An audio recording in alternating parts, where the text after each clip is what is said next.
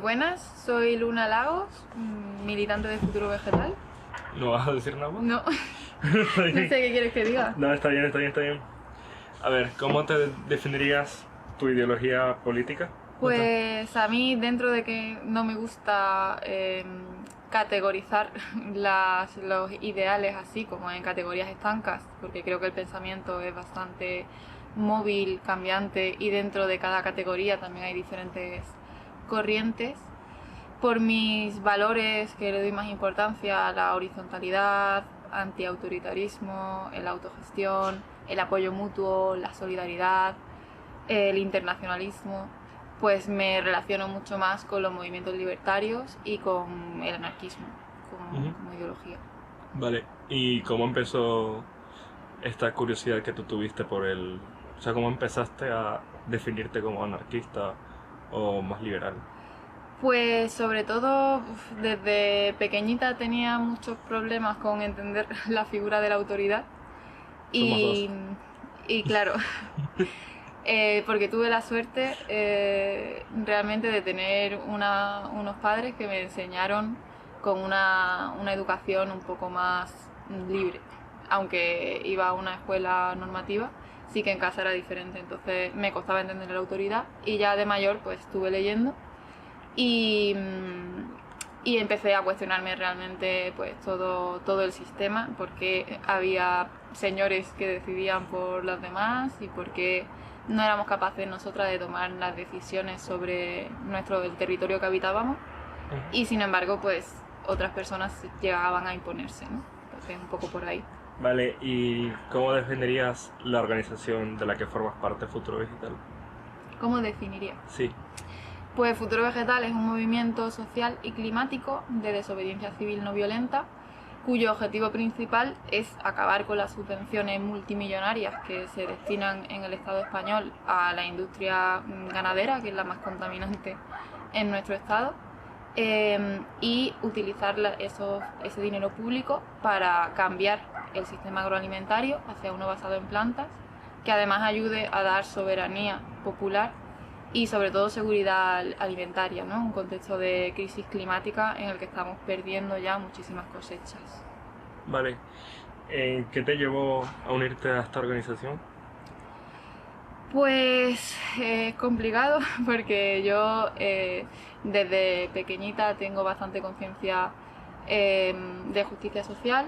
Estudié medicina con la idea de enfocarme a la solidaridad internacional y estuve trabajando en Almería, antes de todo esto, en el desierto de Almería, que por si pues no lo sabéis, es una zona ya bastante desertificada, y viendo todas las limitaciones, por un lado, del sistema sanitario, súper farmacologizado, que no era capaz de atender las necesidades realmente sociales de muchísimas personas en situación de migración y casi de esclavitud en lo que se llama el mar de plástico, que son invernaderos que pueden alcanzar hasta los 50 grados en verano.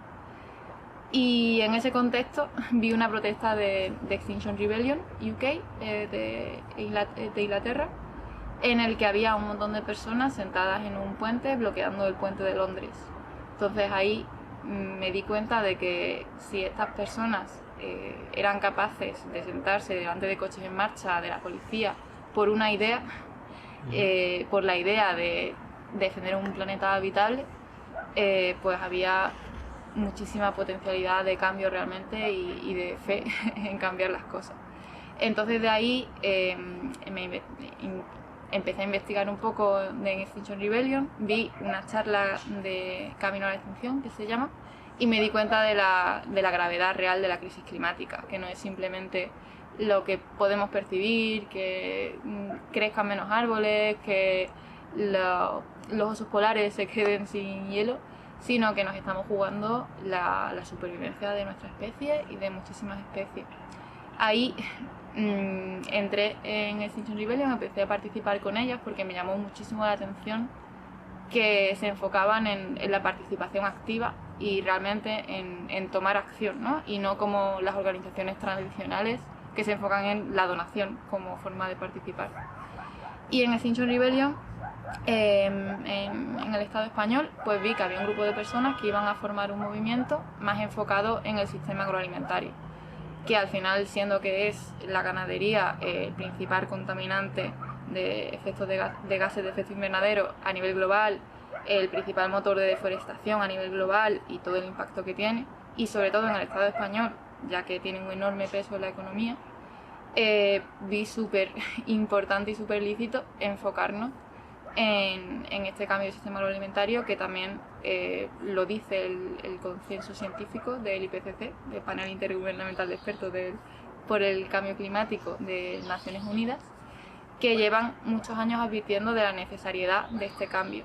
Entonces, me pareció súper lícita esta idea de que hubiese un grupo solo enfocado en esto en el Estado español, y por otro lado me atrajo muchísimo los medios que tenían, que al final, dentro de que siguen manteniendo la desobediencia civil no violenta como Rebelión Extinción, son un movimiento con unas acciones más disruptivas, más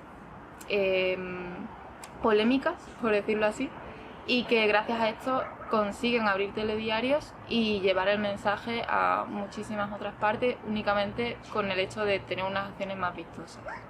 Vale, entonces, Futuro Vegetal nace de inspiración de las organizaciones de otros países o es una subdivisión. O sea, me refiero, ¿viene de eso directamente o nació como inspiración a base de eso?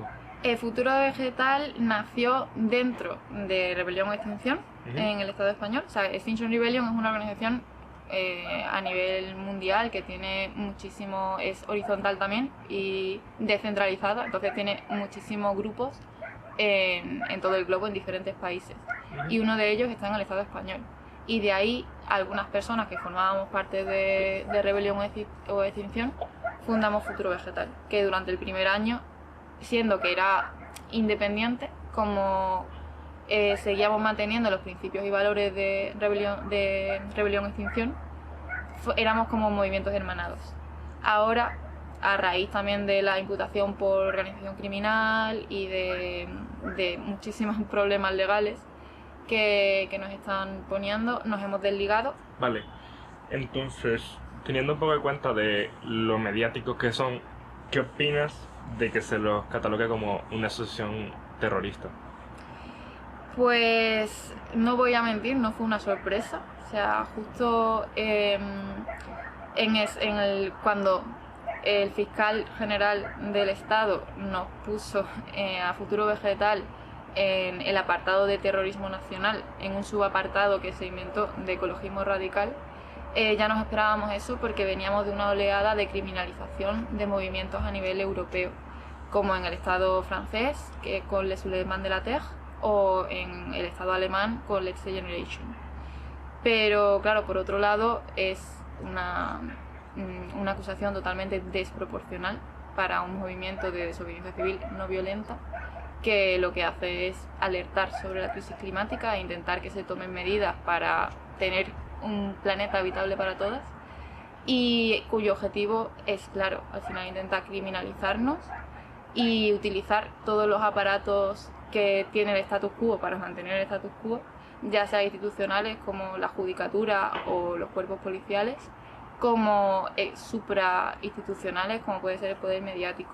Al final intentan asociarnos a unos activistas que lo que hacen es lanzar pintura lavable contra fachadas, con la violencia, con el crimen, con el lucro económico, y bueno, esto hace que se nos pase a vernos desde personas muy preocupadas por el planeta a criminales.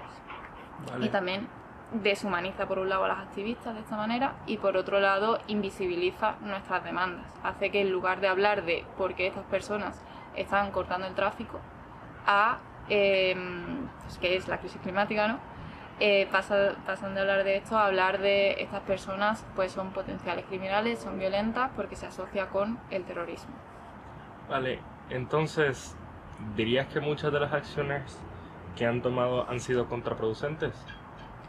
No me parece contraproducente. Precisamente el objetivo de la disrupción de muchas de las acciones es que se hable de ello. No sé si vamos a hablar después de acciones en concreto, ¿no? Sí, a ver, da tiempo, tenemos una hora todavía.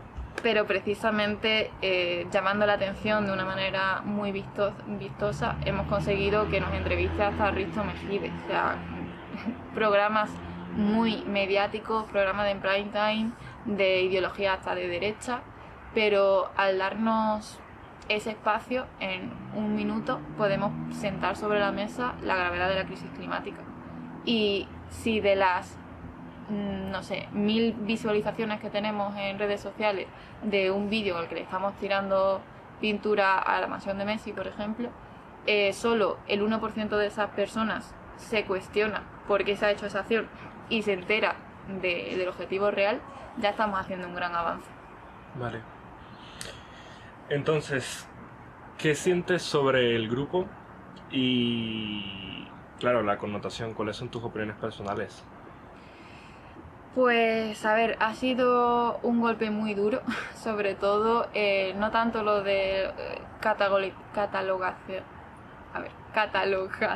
como terrorista, sino la imputación como organización criminal, porque al final nos estamos enfrentando, yo personalmente, de 3 a 8 años de cárcel únicamente por pertenecer a un movimiento social. Y ha sido bastante duro, porque al final dentro del movimiento hemos enfocado muchísima energía en toda la labor antirrepresiva. Sin embargo, yo me siento muy agradecida con formar parte de este colectivo, muy agradecida con mis compañeras. Hemos conseguido apoyarnos muchísimo dentro de todo el estrés que supone el ir por la calle, escuchar una sirena y pensar que te pueden detener en cualquier momento, porque ya me han detenido saliendo de una boda y en mi propia caravana sin hacer absolutamente nada, ¿no?, en esos días. Pero hemos conseguido precisamente el apoyo mutuo. Tenemos un grupo de trabajo que se llama Apoyo Mutuo y que se dedica a tejer redes dentro del colectivo y que nos sintamos seguras y confiadas y podamos apoyarnos las unas a las otras. Y creo que hemos conseguido aprender mucho también de las infiltraciones policiales que hemos tenido y de todas estas experiencias para crecer como movimiento y crear herramientas para gestionar estas situaciones, ¿no? Entonces estoy muy contenta, la verdad, con el movimiento. Uh-huh. Y, a ver, teniendo en cuenta lo que dijiste del grupo de apoyo, revisando la página web de ustedes para investigar por el proyecto, me di cuenta de que había una organización muy grande. O sea, estamos hablando de que habían hasta, me imagino que abogados para ayudar con las diferentes demandas que tienen. A ver, ¿cómo se consiguió esta organización, o sea, dentro del grupo? ¿Cómo se logró? Pues no fue una tarea fácil. Fueron años de trabajo y de estudio antes de formar Futuro Vegetal y durante el proceso. Y al final ha sido el trabajo de las compañeras que formamos parte de Futuro Vegetal y de muchas otras organizaciones de las que bebemos, que, como decíamos, hemos aprendido tanto de nuestras experiencias en movimientos previos como de estudiar otras organizaciones en todo el mundo. Y precisamente creo que gracias, por un lado, a que no somos una estructura jerárquica, no tenemos jefas, y para mí y para el colectivo, ¿no?, es la forma más eficaz de organizarse, como al sistema organizativo que tenemos, que es un sistema de autoorganización basado en la sociocracia, que hace que tengamos autonomía, seamos descentralizadas y que cada grupo de trabajo pueda tomar sus decisiones dentro de su ámbito, ¿no? Esto genera un ambiente en el que somos capaces de adaptarnos a muchas cosas que hay y por ejemplo, este grupo de apoyo mutuo, ¿no?, se encarga de las bienvenidas. Para nosotros es una cosa muy importante que pueda implicarse las personas desde el minuto 1, que tengan muy claro, pues, por ejemplo, todos los martes a las 8 de la tarde, espacio publicitario, son las bienvenidas de Futuro Vegetal online. Entonces, desde el primer momento en el que llegas, te explica una compañera cómo funciona el movimiento y cómo puedes contactar para formar parte, en qué grupo de trabajo quieres formar. Y de esta manera yo cuando entré me sentí muy partícipe de toda la toma de decisiones y de todo el colectivo desde el principio. Entonces creemos que si realmente es tu proyecto y te formas parte también, te sientes que formas parte de la creación de ese mismo proyecto, es mucho más fácil que te impliques y que puedas también acoger a más gente. Entonces, de esta manera hemos ido creciendo y hemos llegado a ser más de 30 personas trabajando a diario con más de 300 personas pululando que venían puntualmente para ayudar o que hacían alguna historia. Entonces, creo que gracias a eso y a la plasticidad y a la implicación de las compañeras hemos llegado a ser pues el movimiento que somos ahora. Vale. Hablando de eso, a ver, me atrevería a decir que creo, por lo menos la primera vez que escuché de ustedes fue a partir de el Prado, lo que pasó en el Prado. ¿Cuál es la razón, objetivos, comparadas con el resultado conseguido de este suceso? Vale, pues la acción del Prado se enmarca también en un contexto de acciones en museos y en obras de arte a nivel europeo. Estuvimos viendo cómo, gracias a unas acciones que no causaban ningún tipo de daño humano ni material en el momento, creaba una bomba mental y hacía, por un lado, que se transgrediera esa barrera de la prensa, del poder mediático, que siempre la tenemos para aparecer en televisión, por ejemplo, y por otro lado, que las personas se interesaran muchísimo, se hablara muchísimo de ese suceso durante mucho tiempo, precisamente por esa bomba mental, porque no entienden la relación entre un colectivo ecologista y un museo. Entonces, nos gustó mucho ese concepto y decidimos replicarlo en el Estado español. Buscamos una obra de arte bastante conocida, como puede ser las Majas de Goya, y un museo también conocido, ¿no?, que es el Prado. Y precisamente pues ese cuadro en concreto fue por la notoriedad del autor y porque cumplía con las normas de seguridad como para asegurarnos nosotras que no le íbamos a hacer daño a la obra de arte, que de hecho el director del museo después salió diciendo y asegurando que no se había dañado en ningún momento la obra de arte. Entonces, con respecto al resultado, estamos muy contentas del resultado, siendo que se nos ha criminalizado, se nos ha llamado vándalos, a un compañero llegaron a llamar los gilipollas en prime time.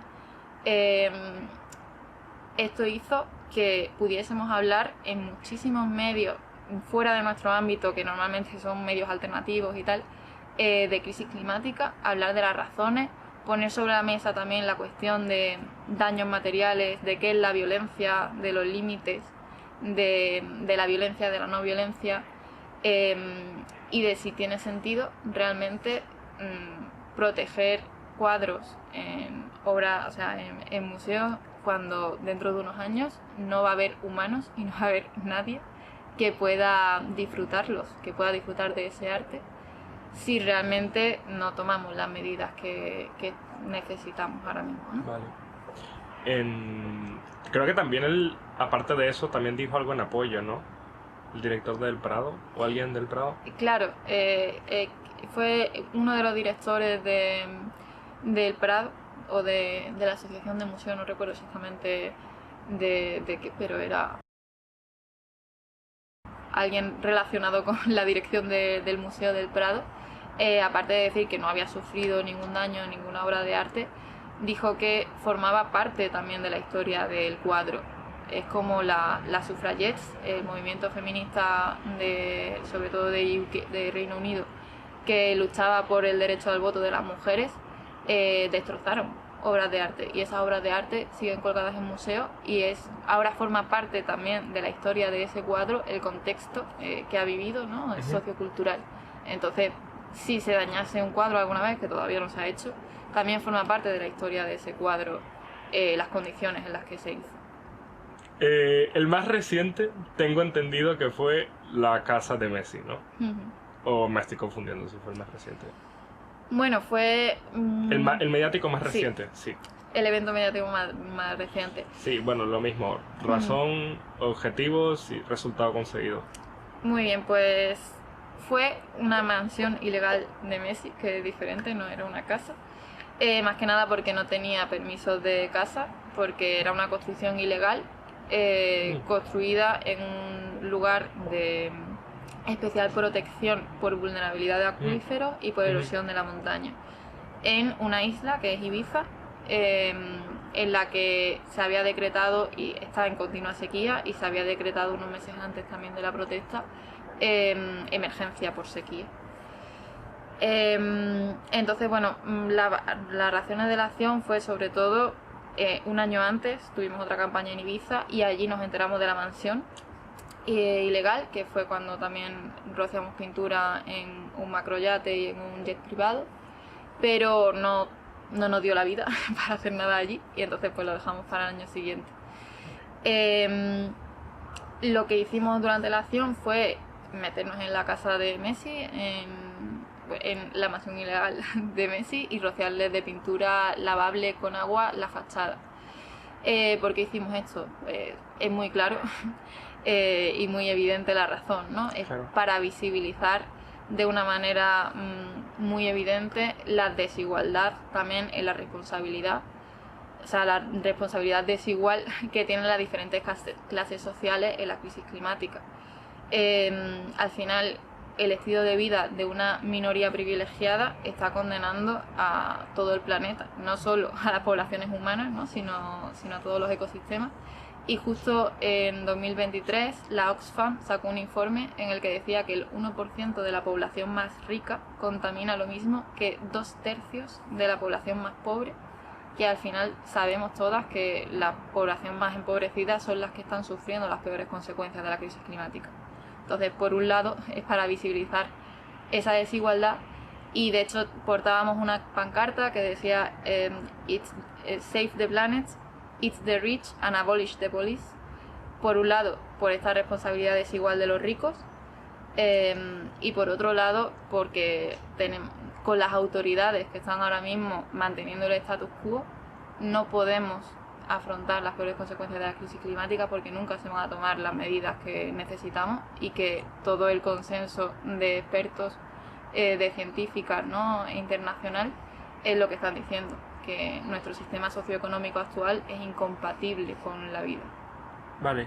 Bueno, estaba interesante lo que dijiste de la casa de Messi, porque la verdad lo desconocía absolutamente, que esa era la razón. Pensé que fue algo por hacerlo mediático, pero ahora que lo mencionas tiene bastante sentido, ¿sabes?